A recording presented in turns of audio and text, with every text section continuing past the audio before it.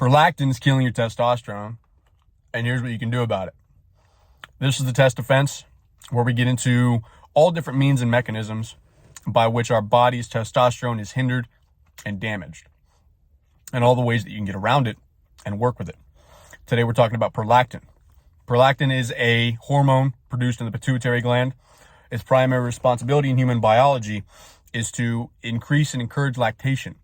A lot of the information you're going to find online has to do with women who are having trouble lactating and breastfeeding.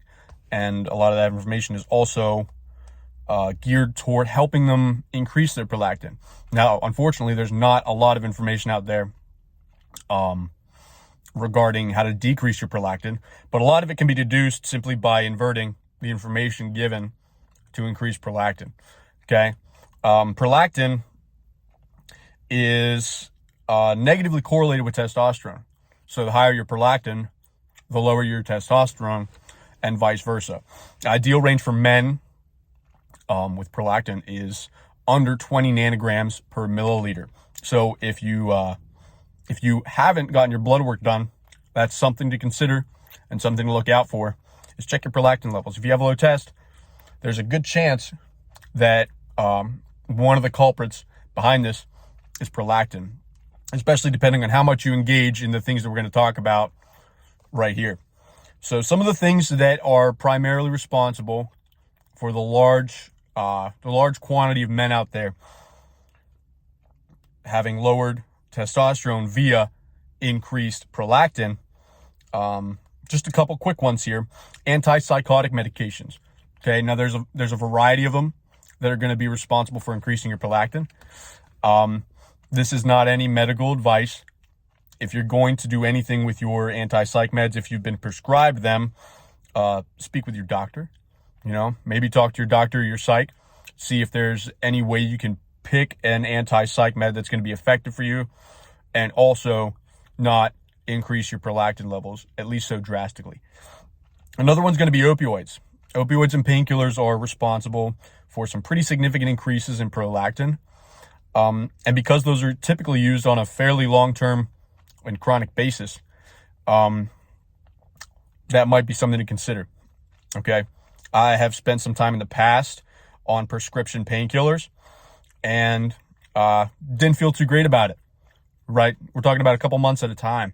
And looking back at it, I can definitely say that I was feeling the symptoms of some serious low testosterone, which makes sense now looking at the action that prolactin has when engaging with opioids and testosterone. Okay.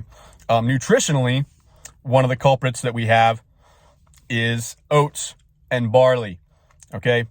Now, the primary way that most of us consume our oats and barley is going to be either via oatmeal or beer.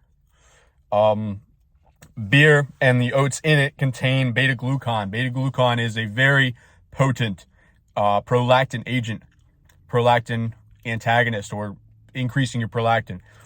So if you frequently drink beer, if you frequently eat oatmeal, it's something to consider if you are suffering what you consider to be any effects of high prolactin and low testosterone. Okay. One here that is going to apply to most of us. Okay. If it doesn't apply to you, you are definitely an outlier. Is going to be ejaculation. Ejaculation is probably in men the biggest culprit when it comes to increased prolactin. Now, some things to note about it are that it's not a very consistent long-term increase in prolactin, right? Ejaculation causes a temporary increase in prolactin and temporary suspension of testosterone production by inhibiting the LH and the FSH. Now, there is a difference, though, whether you're having ejaculation via intercourse or ejaculation via masturbation. Now, the refractory period between the two is the big difference here.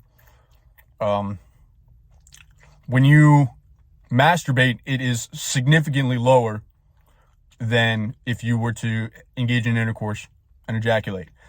I think the rate is 400% more via intercourse. The increase in prolactin is 400% higher in intercourse than it is with masturbation. Now, this isn't an argument for masturbation, okay? This is not an anti-intercourse argument. It's not an anti-masturbation argument. This is just information, okay? We're just presenting information, putting it out there. So all these things in mind, what can we do to decrease that prolactin other than just the inverse of all these things, right? To stop drinking beer, to stop taking opioids, to stop taking anti-psych meds, to stop having sex altogether. What we can do is supplementation. One of the supplements that is powerful in reducing prolactin is vitamin B6. One of the things we're not going to address here is prescriptions. Okay, we're not going to address prescription agents that reduce prolactin. Okay, we're talking about things that we can do ourselves without the intervention of a doctor or any prescription medications. Okay, so vitamin B6 is number one. Okay, vitamin B6 has been shown many times to be a powerful anti-prolactin agent. Okay, another one is maintaining an energy balance. Okay, when you're in a calorie deficit, especially a serious calorie deficit, you're going to increase your prolactin significantly. Okay, and that seems to be the mechanism. Between that and lowered cholesterol from lowered intake are the two primary culprits in reduced testosterone during a calorie deficit or a cut or something like that. Okay, this tends to go on about a daily basis, right? So as long as you keep the daily uptake increased, the daily intake increased at least a maintenance level, you're going to be okay. You're going to maintain low prolactin and higher testosterone. Proper sleep is a good one. Stress coming from a lack of sleep is a pretty big culprit in increased prolactin and reduced testosterone. So maintaining a good sleep schedule is going to be critical. There's other supplements you can use. There's one called Vitex or Vitex Agnus Castus. I've never used it. And I can't speak personally to its efficacy, but there's a lot of information out there regarding its ability to decrease prolactin. So putting all these together, including cutting back on your oat intake, your barley intake, your beer intake, and maybe reconsidering the frequency at which you have sex if you are having sex. Be honest. We're finding some pretty interesting ways to decrease this prolactin. Okay. Now, the goal here with everything that we're going to do is not simply to increase testosterone. It starts with a defense. Okay. Before you go about increasing your testosterone in any way, shape, or form, you need to make sure that you have a good defense. Okay. The best offense is a good defense. Okay. You can even be on testosterone replacement therapy and still suffer from a lot of these things that are going to hurt your testosterone. Okay. So that's what we're here to address. We're here to get to the root of things. We're not here just simply to take some supplement that's going to jack your test up. We're here to eliminate the things that are currently disturbing your testosterone. And this is just a good starting point. This is a great place to start. Prolactin is a fantastic place to start. So take your vitamin B6, cut back your beer intake, cut down on the masturbation, and get some good sleep, get some solid exercise, drink a lot of good water, and make sure you're maintaining a good calorie intake on a daily basis. All these things together are going to decrease your prolactin, increase your testosterone, and get you feeling better and in range.